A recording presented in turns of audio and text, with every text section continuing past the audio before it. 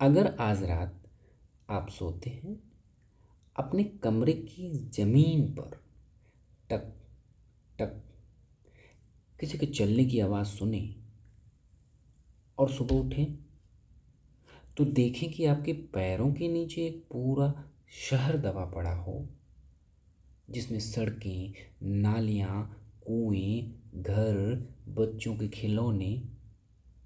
तो आप क्या कहेंगे? क्या ये सब खजाना है या इतिहास? तो आज हम एक ऐसे ही दबे हुए शहर की कहानी खोलने जा रहे हैं। नाम है हड़प्पा।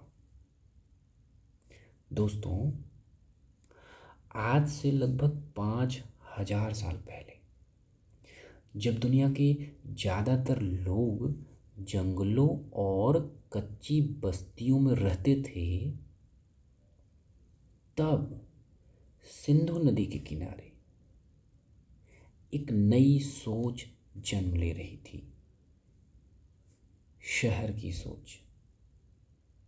ये लोग सिर्फ रहते नहीं थे, ये लोग शहर बनाते थे।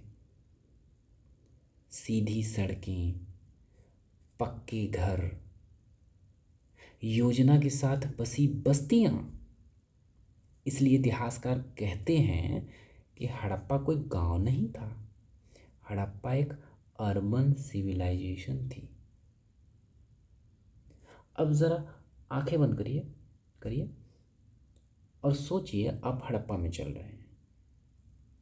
आप देखते हैं हर सड़क सीधी है, हर गली एक दूसरे को काटती है, हर घर से नाली निकलती है, और सबसे कमाल की बात, गंदा पानी सड़क पर नहीं, सड़क के नीचे बहता है। मतलब हड़प्पा में लोग घर नहीं बनाते थे, वे सिस्टम बनाते थे।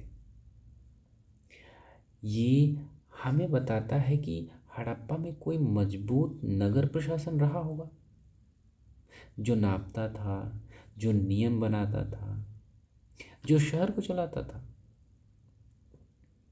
पर शहर सिर्फ ईंटों से नहीं चलते, शहर चलते हैं पेट से। तो हड़प्पा के लोग खाते क्या थे?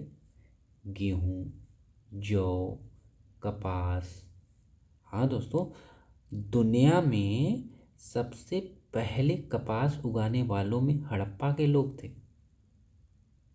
और ये सिर्फ किसान नहीं थे, ये व्यापारी भी थे। उनकी मुहरें मेसोपोटामिया में मिली हैं। मतलब हड़प्पा के लोग समुद्र और रेगिस्तान पार कर व्यापार करते थे। यानी हड़प्पा की सभ्यता खेती और व्यापार पर निर्भर थी। अब कहानी में रहस्य आता है। हमें इनके घर मिले हैं, हमें इनके खिलौने मिले हैं, हमें इनके बर्तन मिले हैं, पर हमें इनकी आवाज़ नहीं मिली। इनकी लिपि आज तक नहीं पढ़ी जा सकी। छोटी छोटी मुहरें, अजीब चिन्ह, आज भी इतिहासकार उनके शब्दों की कब्र पर खड़े हैं। इससे हमें पता चलता है कि हड़प्पा सिर्फ तकनीक रूप से नहीं, सांस्कृतिक रूप से भी बहुत उन्नत थी। अब सबसे बड़ा सवाल यह है कि इतने बड़े शहर, इतनी व्यवस्था, इतनी समानता, पर कोई महल नहीं, कोई राजा नहीं, कोई सिंहासन नहीं। तो फिर शासन कौन करता था? शायद कोई एक राजा नहीं, बल्कि पूरा समाज ही शासन कर रहा हो।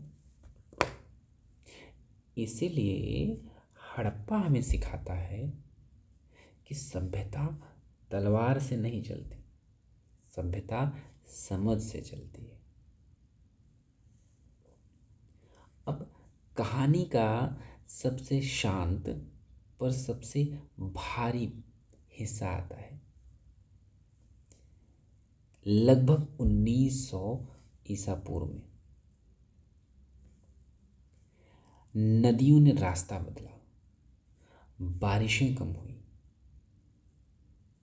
खेती टूटी, व्यापार रुका। कोई बड़ा युद्ध नहीं हुआ। हड़प्पा धीरे धीरे खामोश हो गया।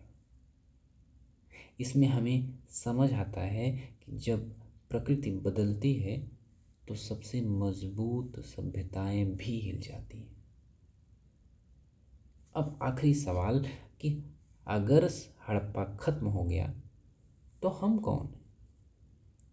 जब हम शहर बनाते हैं, सड़कें बनाते हैं, नालियां बनाते हैं, तो हम क्या बना रहे हैं?